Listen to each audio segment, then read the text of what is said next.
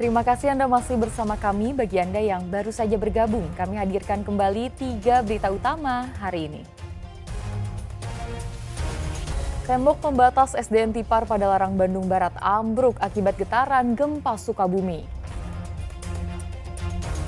Warga desa Rancahilir, Pamanukan, Subang protes lalu lintas truk tanah proyek tol Patimban yang merusak jalan desa mereka. Sesosok mayat perempuan tanpa identitas ditemukan di Sungai Cipanaha, Kabupaten Tasikmalaya.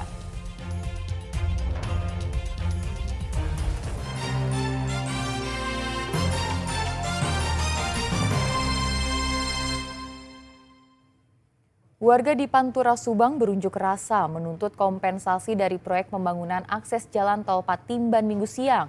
Warga memblokir jalan desa yang belakangan digunakan untuk lalu lintas truk tanah yang mengganggu aktivitas warga.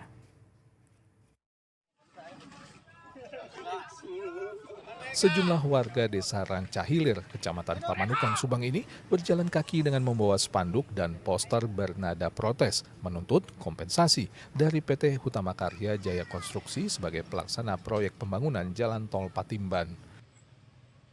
Aksi ini menuntut warga masyarakat Rancahilir masalah kompensasi karena PT HK menjanji-janji tidak ada keputusan dan buktinya.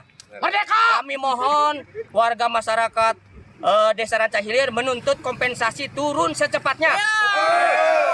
Kalau kompensasi tidak turun, kami mohon untuk disegerakan ditutup sementara. Selain berorasi, warga juga memblokade jalan desa yang selama ini digunakan untuk lalu lalang kendaraan proyek. Warga menuding aktivitas proyek yang menggunakan jalan desa merugikan mereka karena merusak jalan dan jembatan desa, serta menimbulkan polusi udara akibat hilir mudik kendaraan proyek. Terlebih, lalu lintas truk tanah yang melalui desa mereka berlangsung selama 24 jam tanpa henti.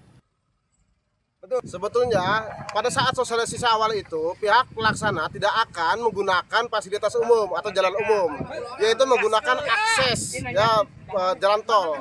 Nah, tiba-tiba saat ini digunakan jalan umum tanpa dilakukan sosialisasi sehingga dampaknya jelas sekali terhadap lingkungan.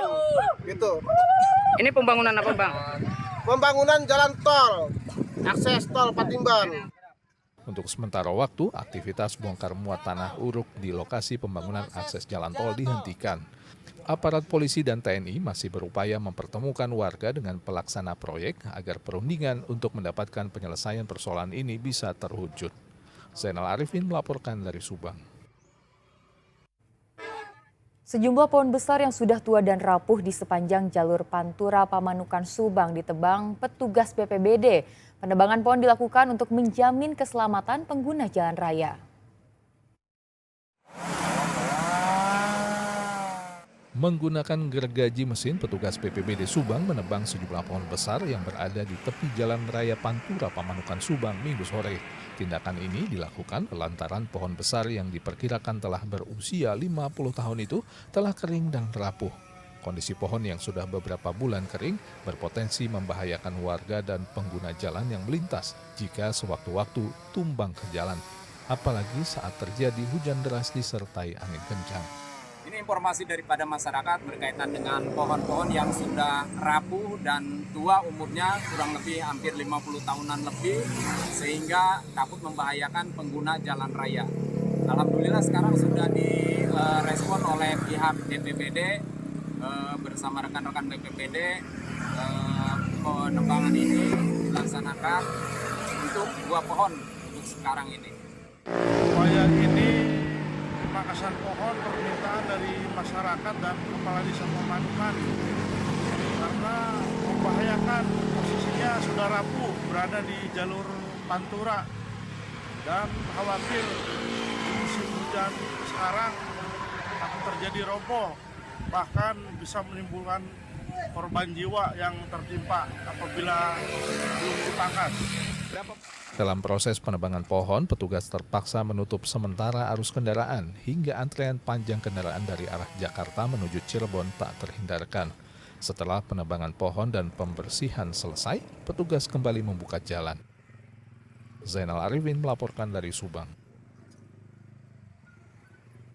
Rencana muktamar luar biasa Nahdlatul Ulama yang dilakukan oleh cucu pendiri organisasi Islam terbesar di Indonesia mendapat penolakan oleh pengurus Gerakan Pemuda Ansor Cirebon Raya. Mereka mengancam membubarkan paksa muktamar luar biasa jika tetap digelar.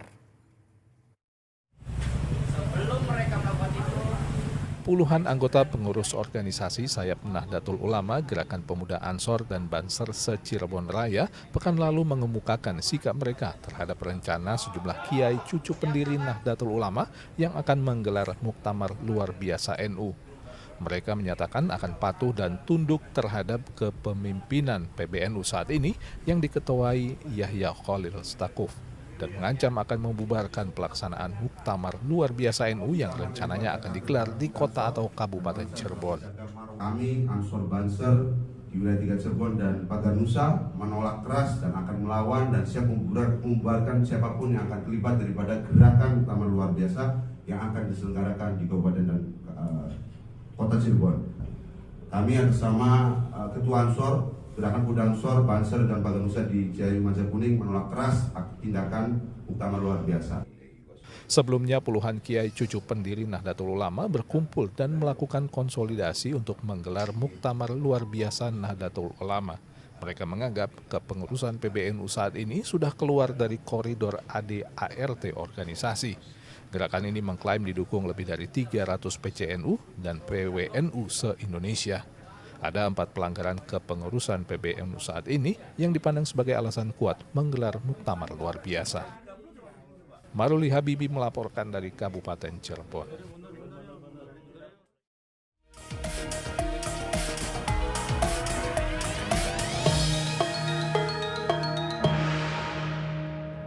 Menjelang Pilkada serentak November mendatang, logistik Pilkada sudah mulai diterima pihak KPUD Kota Banjar dan Kota Bogor.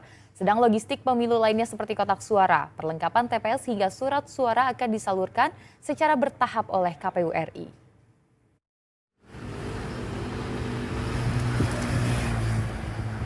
Kesibukan KPU Kota Banjar menjelang Pilkada serentak mulai terlihat di gudang logistik KPUD. Distribusi logistik Pilkada dari KPU RI mulai masuk. Kali ini logistik yang diterima adalah bilik suara yang akan digunakan untuk pencoblosan Pilkada. Ada 1.140 bilik suara yang diterima oleh KPUD yang nantinya akan didistribusikan ke tiap TPS menjelang Pilkada November mendatang. Dalam Pilkada Kota Banjar, ada 4 kontestan yang mencalonkan diri. 3 pasangan bakal calon diusung partai politik dan 1 pasangan calon melalui jalur perseorangan.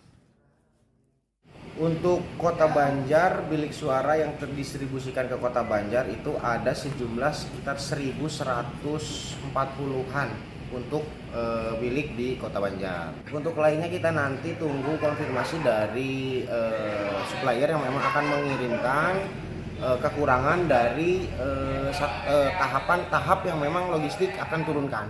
Untuk persiapan kita ada beberapa tahapan yang memang sudah kita laksanakan. Di antaranya tahapan verifikasi administrasi, verifikasi keabsahan dari pasangan calon yang memang sudah kita laksanakan.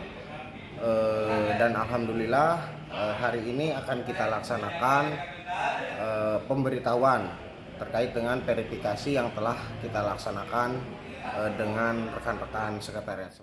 Tak hanya untuk Kota Banjar, ribuan bilik suara untuk pelaksanaan Pilkada juga sudah tiba di gudang KPU Kota Bogor pada hari Minggu.